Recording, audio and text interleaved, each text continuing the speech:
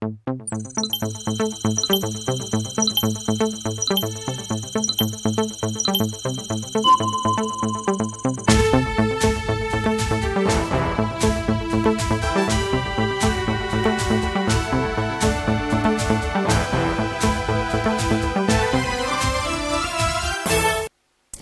Lamy est le désormais ex-chef de la délégation de l'Union européenne au Burkina Faso. Sa mission aura duré 4 ans. Le diplomate a été faire ses adieux au chef de l'État. Ce mardi à Kosiam, Sylvie Thiamtori nous fait le point. Ce sont certainement ces derniers jours au Burkina Faso en qualité de chef de la délégation de l'Union européenne. Arrivé en septembre 2015, Jean Lamy aura passé 4 années au Burkina Faso avec pour mission de renforcer la coopération et les relations entre le pays des hommes intègres et l'Union européenne. Le diplomate a fait ses adieux au président du Faso. La question sécuritaire, le plan d'urgence pour le Sahel sont entre autres les sujets passés au peigne fin avec le président Roch Kaboré. Nous avons parlé des dossiers qui concernent les modalités d'appui à la force conjointe qui va se faire davantage avec un appui au renforcement des forces de défense et de sécurité de chacun des pays du G5 Sahel. On a parlé des modalités et du cadre général d'un appui renforcé de l'Union européenne au plan d'urgence pour le Sahel élargi. On a parlé également d'autres projets en cours, comme dans le secteur de la culture ou de l'économie.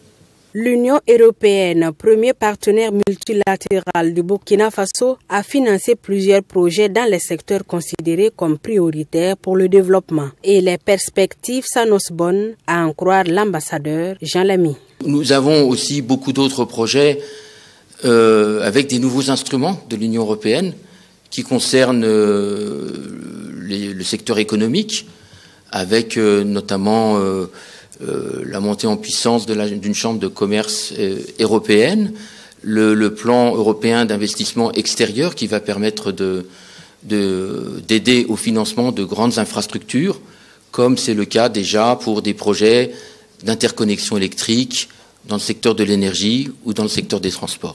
C'est un Allemand qui remplace ce diplômé en droit et en économie, appelé à d'autres fonctions. Il quitte le Burkina Faso avec le sentiment du devoir accompli.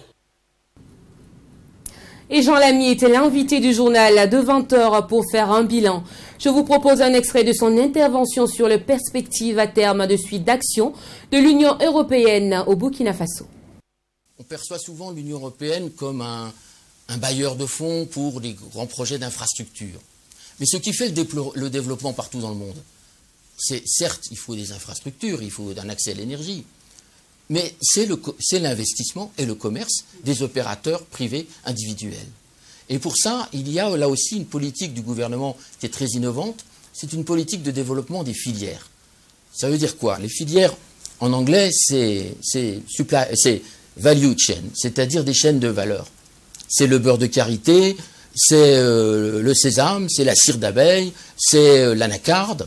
Et à chaque fois, c'est le coton, il y a une politique du gouvernement que la valeur ajoutée et l'emploi soient davantage dans le pays plutôt qu'à l'extérieur du pays, dans la transformation de ces richesses nationales. Et donc cet appui aux filières, l'Union européenne va avoir un nouvel instrument qui va permettre d'appuyer ça, c'est le plan d'investissement extérieur, qui va appuyer ces filières, selon une approche en particulier régionale. Et puis il y a peut-être un autre secteur auquel on ne pense pas du tout, c'est celui de la culture. Le Burkina Faso est le pays du FESPACO, du SIAO, mais la culture est un formidable vecteur de développement économique, un formidable vecteur de cohésion sociale et un formidable vecteur d'emploi.